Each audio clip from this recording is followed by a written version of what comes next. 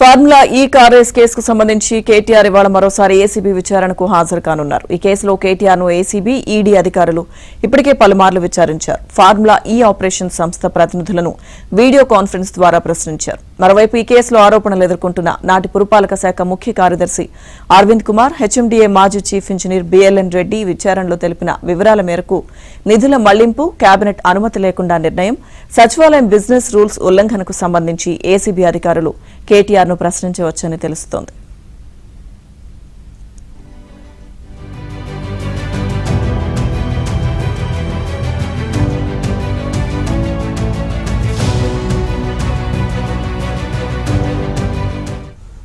కేటీఆర్ విచారణ పూర్తయిన తర్వాతే ఈ కేసులో ఛార్జ్షీట్ దాఖలు చేయడానికి ఏసీబీ అధికారులు సన్నాహాలు చేస్తున్నట్టు సమాచారం.